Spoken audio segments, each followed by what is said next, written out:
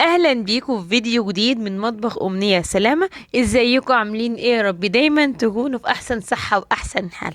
خلاص كفاية، طول رمضان عمالين من فراخ، لحمة، بط، لا سمان لا حمام، كفاية لحوم كده. احنا شبعنا الحمد لله، ربنا يديمها نعمة، بس كده كفاية.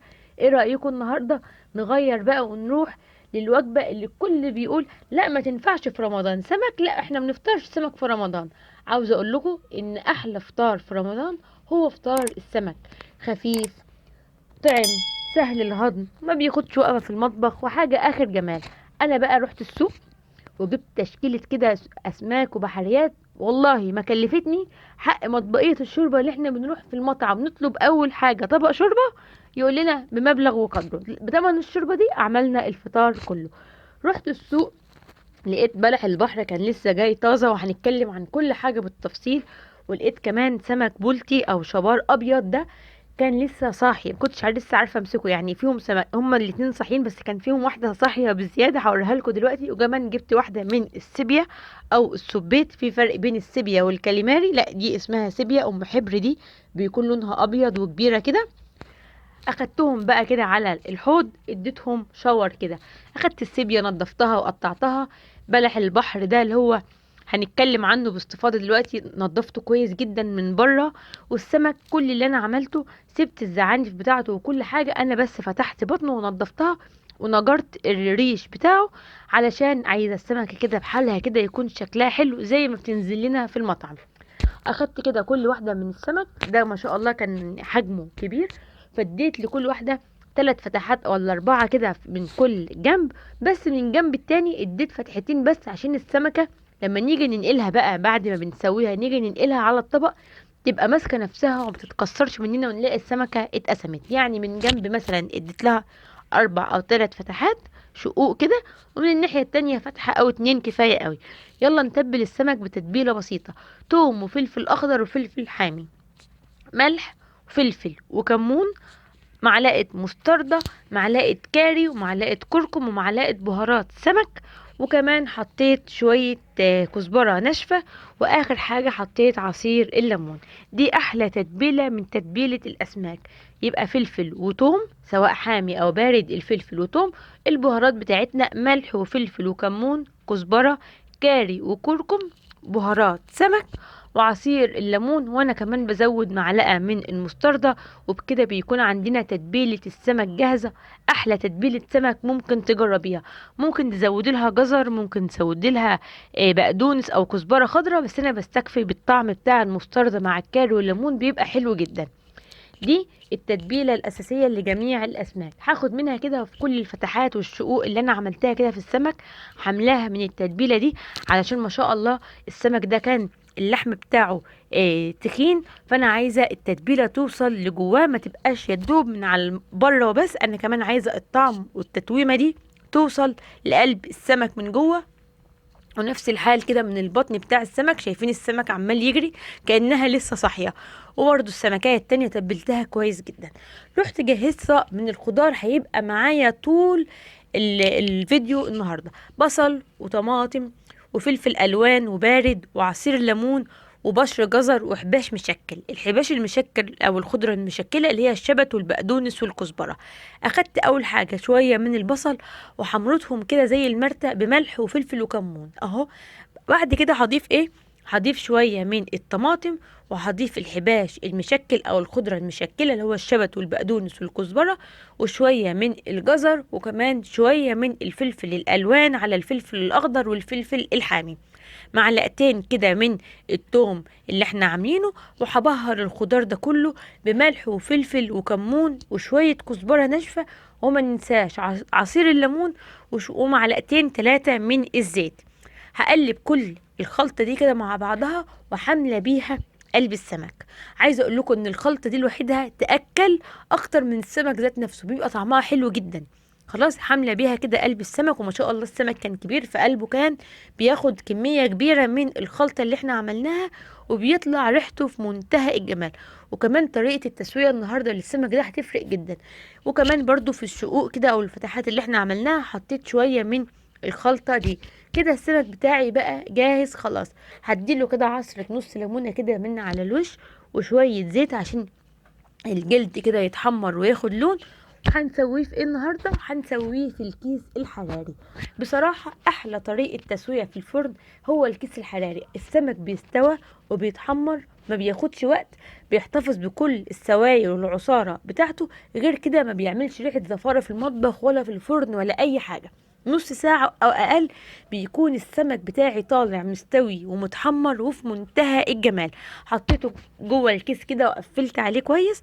هطلع كل الهواء اللي جوه الكيس، وبيكون جاي معاه كده رباط بربط بيه الكيس، ولو مش موجود ممكن تعقدي الكيس عادي زي كيس التلاجة كده وخلاص. في ناس بتقول لازم نديله فتحات عشان ما يفرقعش. انا ما بديلوش فتحات ولا اي حاجة علشان يفضل منفوخ من الهواء بتاعه وما بيفرقعش ولا حاجة الحمد لله. نروح بقى للسيبيا او السبيت. غسلتهم وقطعته عكس الاتجاه، يعني السيبيا هقطعها بالعرض علشان ما تبقاش زي الكاوتش واحنا بناكلها وتمط وتشد معانا. معلقتين من التوم وكده سبتها تتبل. يلا نعمل الرز البني بتاع البصل بتاع السمك. حطيت شوية من الزيت حوالي 4-5 معالق، ونزلت بالبصل بتاعي. هفضل اقلب فيه مع رشة من السكر من غير ما نحط له ملح لحد ما يفضل لونه يبقى اللون البني الغامق. اول ما يوصل للون البني الغامق هنزل عليه بمقدار المية بعدد كوبايات الرز اللي انا هسويها النهارده. كمان ضفت ايه؟ ضفت معلقه صغيره من الصويا صوص، وطبعا ممكن نستغنى عنها خالص. هنا الميه غلت والبصل طلع لونه. نزلت بالرز بتاعي. كنت عامله مقدار كوبايتين من الميه، نزلت عليهم بمقدار كوبايتين من الرز. ايه هنبهره بايه؟